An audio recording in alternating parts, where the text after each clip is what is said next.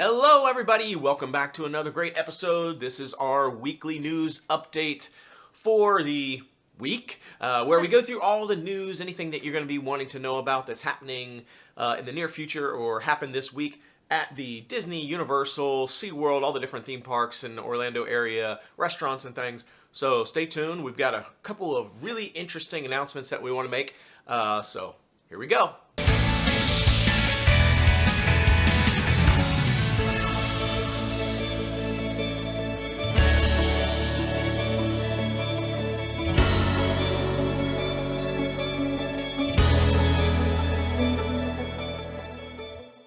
The first thing on the list is what I think everybody's been waiting for, which is no more masks required. No more masks required at Universal. No more masks required at Disney, even indoors. The saga of the masks has been up and down over the last few months and year even, with masks being required, not required, required, not required. Now, the mask status is really only for the vaccinated. So anyone who's fully vaccinated, this applies to. Anyone who's not fully vaccinated, they still say you need to wear a mask. Now, there's no real way for them to enforce or police that. It's really on the honor system. So you still have to wear a mask if you're not vaccinated, but if you are, masks are gone officially. Now, I will say, this has been an interesting up and down because it's been Universal, you had to wear masks. Universal and Disney, you had to wear masks outside or inside. Then eventually Universal said no more masks when you're outside, but you still have to wear them inside in locations. Then Disney came out and said you no longer have to wear masks outdoors, but you still have to wear them indoors. Then Universal got rid of the indoors mask mandate. So then they said no more masks indoors or outdoors. Disney said, no, we're going to keep it indoors. So they stood firm and said indoors, you still have to wear a mask. Then Universal reversed track after Omicron came out and said, okay, now you have to wear masks indoors again. And then Universal just now finally dropped the indoor mask requirement for the last time, hopefully. So now it's no more masks anywhere in Universal. And then a couple of days later, Disney finally followed suit. And to be honest, I really didn't think Disney was going to do it. I thought we were going to go another year with masks indoors at Disney, but they also dropped their indoor mask mandate. But I will say, we tried this out at Disney. We actually went to Disney after the mask mandate has been dropped. And we didn't bring any masks. We said, we're leaving the masks in the car. We're throwing them out. We're leaving them in the armrest or whatever. We're not bringing them in. And then we went to get on the Disney Skyliner, and they said, oh, you have to wear a mask. We were like, what? And if you do read the new rules for the mask, it does say that. I just didn't read didn't that pay attention. Yeah. So, yeah, I'm not sure why you still have to wear it on the transportation. So Disney transportation, seems weird, but you still have to wear a mask. You do. When the cast members themselves even were like, I don't know. They were like, doesn't make sense to us, but it is what it is. But I will say, the cool thing about the Disney Skyliner is you can't, and I've said this, you cannot get masks at Disney. Like, they are not going to give you free masks because there's too many people that they'd have to get. It's just not cost effective. So they have vending machines and places you can buy masks if you forget them. However, when we went to Disney Skyliner, I think because this was such a kind of a odd thing, they actually had masks. So the person was standing there, had a box of masks and was like, here you go. So they were kind of, I feel like, anticipating the fact that people weren't going to read the announcement and just kind of stroll in. And they were ready for us. So that was at least a good thing. So we had to wear the masks on the Skyliner, but as soon as we got off, they were gone again. So, and it was the first time in 200 days that people hadn't had to wear a mask at Disney. 200 days. It's been a long time. A long time. Yeah. So, the masks, we throw them away. See you later. I mean, I'm still going to keep my mask, but for dramatic effect for this video, I threw it away. But for now, no more masks. Yay! Some people may be mad about that. Some people might hate that because they prefer wearing the mask. Some people are going to be glad. I think I'm glad. I'm glad that it's gone. But we'll see. If something surges again and we feel like we need to wear masks again, maybe we'll wear them. So, but for now, bye-bye masks. Well, the Figment popcorn buckets were back for just a few days, I think it was, and you did not have to wait in line. You just did the mobile order for it, so that people at Pop Eats could go get the delicious grilled cheese if they wanted to, and you just went and got your popcorn bucket. It in the World Showcase between UK and Canada. You just went and picked it up, but they're gone now. They're gone again. So They're gone. they were back, but they're gone. The madness returned, and the madness is gone again. So people like that popcorn bucket. Maybe they'll be back. They I'm might not be sure. back again. Yeah. So keep an eye out because the popcorn bucket was gone, then it's back, and then it's gone again. So I don't know. They really should have done that to begin with. Mobile. Oh, 100%. Yeah. Well, at minimum, they should have just not sold the popcorn bucket at that booth. Yeah. Because that was just ridiculous. Like Yeah. you couldn't even get the grilled cheese if you wanted to. That was Yeah. bad call. But they fixed it. They learned. Yay, Disney learned, and they changed, and it's great now. So even if the popcorn bucket does return again, the madness is not there. So hopefully they learn from this and they use it going forward with other merchandise and things that might do that. So good news for people who might be interested in popcorn buckets again because they might come back again, but we don't know. They may not ever come back.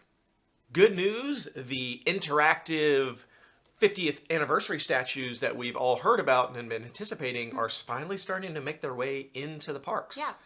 I haven't seen them yet. I don't know what they do, but they have been talking about how the golden statues for the 50th anniversary were going to be interactive in some capacity at some point. Yeah, they've installed speakers around a lot of the characters already. So I'm assuming maybe it'll be the character's voice talking. Yeah, I'm not sure. I don't know if it's going to be interactive with your magic band as Yeah. far as like you scan it or you get near it or something, and maybe they say your name. I don't know. Yeah, I don't know. Don't know. We're going to see if we can find it and check it out next time we're at the park and see what it's about. But they've been talking about this interactive stuff for a while and we haven't seen anything. So apparently it's starting to make its way into the parks. So we will check it out and keep you informed as soon as we know what exactly it does. And which characters and what parks they actually have it. Extended evening hours are available now through May 4th at Magic Kingdom and Epcot, but it's only for select deluxe Disney resorts.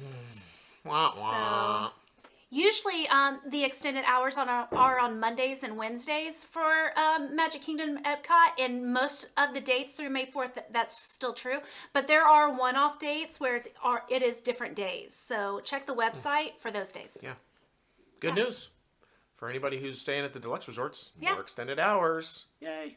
Speaking of deluxe resorts, the Grand Floridian is about to start their refurbishment.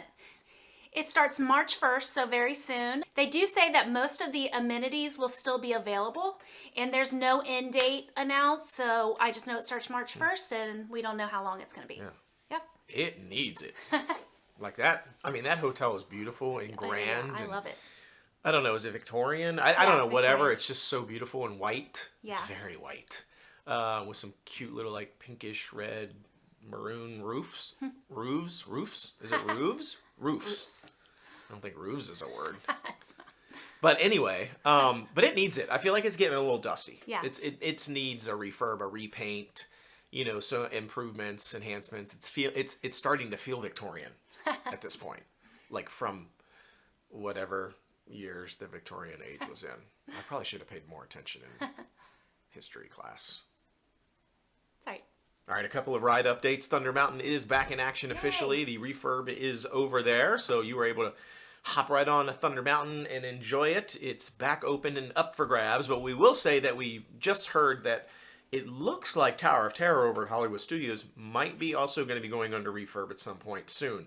There's no official announcement or dates or anything like that, but there's been some permits filed, and it looks like they're going to be doing some electrical work on the Tower of Terror. And people have been noticing that there are certain electrical features in the ride that haven't been working, so maybe they're going to fix that. But all of this is speculation. We don't really know. One thing I can definitely say on Tower of Terror is the timing once you come down off of the drop, when you kind of go down to the bottom, and then that video plays where it's like the dun, dun, dun, dun, dun, dun, and the guy starts talking. Yeah. It's never the right timing. So like it shows the video, and then like 30 seconds after the video starts playing, then the actual audio starts playing, but you're like getting off the ride at that point. So it's like a little weird. They do need to fix that. So it needs a little bit of refurb improvements, but I don't know if that'll actually get fixed. But apparently, be on the lookout. I don't know if they're going to shut it down. They might shut down like one side. So they may shut one down and then work on it. So it may not impact the ride too much other than wait times. But it might also go under full refurb, but we'll keep you posted. In Gatorland news, through February 28th, they have extended it. There's a deal for Florida residents where you get 50% off a single day admission, which is a good deal. 50% off, yeah. Yeah. It's not that expensive to go to Yeah. in the first place, but 50% off. Florida residents only, though. Yeah, and they have for Florida residents also you can upgrade. I think it's only $13.49 plus tax per ticket to like upgrade to. You can see the different experiences, like the more special experiences. Yeah, they'll like so pay as you yeah, go. like ad Meet hoc. the Gator, I think was one of them. Yeah. So I want to do that. Yeah, we keep saying we need to get back out to Yeah. Gatorland soon and do a video. We've never even done a video on Gatorland, Yeah. and we haven't been there for a long time. We need to go. So yeah, it's a good time to go Yeah, if we you're need a to go. Florida resident. I've been trying to wait till it gets a little warmer. I mean, it's warm out right now, but it's not like warm. I've been wanting to get a little warm because the warmer it is, the more active alligators and crocodiles are. Because they're cold-blooded, so they need to be warmed up in order for them to really move around. So I'm kind of waiting till it gets a little warmer. But they'll probably still just lay there and do nothing. They fascinate me, so I'm excited. Couple of SeaWorld updates to announce. So SeaWorld Icebreaker is now open. We've covered Icebreaker in a couple of videos. It's open. Go ride it. We still haven't ridden it yet. Yeah. But it looks fantastic. Did get my brand new GoPro, so when we do go over there, I'm going to see if I can get a full ride POV of it or not. I don't know if I'm going to be allowed. I'm going to ask if I can actually wear my GoPro and get a full video. But in other news, if you didn't see, SeaWorld actually put out a bid. It was like a massive, like multi-billion-dollar bid to purchase Cedar Fair properties. Cedar Point is included in that. Kings Island, which is our home theme park, Yeah. where we lived, I should say, in Cincinnati. That's where we spent all of our summers for decades. Yeah. Kings Island, which is an amazing, and we've talked about this before, it is an amazing roller coaster park. It is. It has some of the best roller coasters in the world, including the Beast, which is an amazing world record-breaking coaster there. But Cedar Point is also included in that, and Cedar Fair rejected the bid. Wah, wah. And sad. People have tried to purchase Cedar Fair before, but they have rejected it. They rejected this too. So I don't know if that's good or bad because Cedar Fair is doing a great job with all the parks that they own. But SeaWorld owning them might have been interesting, but I don't know. But SeaWorld put out that bid, and Cedar Fair said, No. thanks, but no thanks. Good news for Disney Vacation Club resort members. You are getting your Moonlight Magic events back. For anyone who may not know, these are the after-hours events. These are special after-hours events that only Disney Vacation Club owners get to attend. You do have to register online for these. Registration begins around February, I believe it's February 23rd for anybody who has a current park reservation or a current resort reservation, and registration March 8th for everybody else. But these are special after-hours events. There's free food. There's special character sightings. There's basically a lot less wait times, lower wait times because there's not as many people in the park. So it is. And the event themselves are free. You don't have to pay like a special ticket. Yeah, so it's included in your vacation club membership.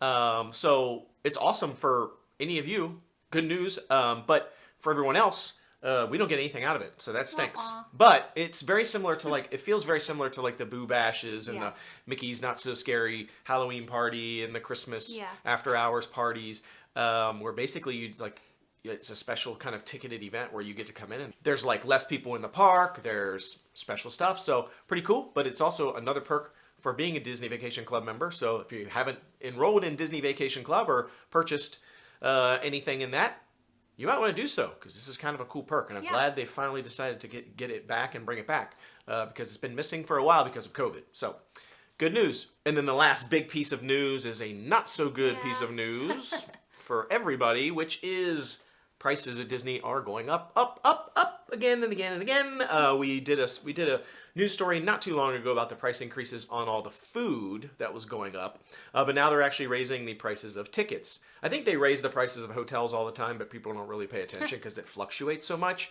So there's not like a standard price for a room, but they do notice a little bit more when it comes to tickets and food. Ticket prices are now going up, so any of the 4 to 10 day ticket passes, multi-day passes into the parks are going up in price. And it's anywhere between like $15 and $30 for the tickets. So for like a 4-day pass into Disney, it's going up by like $13 or $14, and then all the way up to the 10-day passes. Those are going up by about $30-something, around $30. So, not so great news, but the price increases isn't that big. It's kind of just like and the prices haven't gone up since 2019. So, not a great piece of news, but it's not horrible because it's not too much of an increase, but every little increase hurts the pocket, that's for sure, especially when you start to combine it with everything else. You've got food increase prices, you've got the Genie Plus, if you want to purchase that, you've got Lightning Lane purchases, and then they got rid of Disney Magic Express, so now you got to pay to actually get to the parks if you're flying in, and now the tickets are increasing. So a lot of price increases, but with price increases come hopefully improvements and new things for the parks for us to enjoy, so they may be worth the price increase. But we just report on the news. We try not to comment too much on whether we think it's like the smart thing to do, because we're not the business people. We don't know we don't know all the money ins and outs of how Disney operates. So that was the last piece of news. Thanks for joining us. We'll have another great news episode a week from today. But be sure to tune in for all of our other great our other great content, all of our Disney vlogs and our reaction videos and versus episodes and top fives, all sorts of Disney, Universal, theme park related stuff. Until tomorrow, the Noble Way is the easy way. Bye-bye, everybody.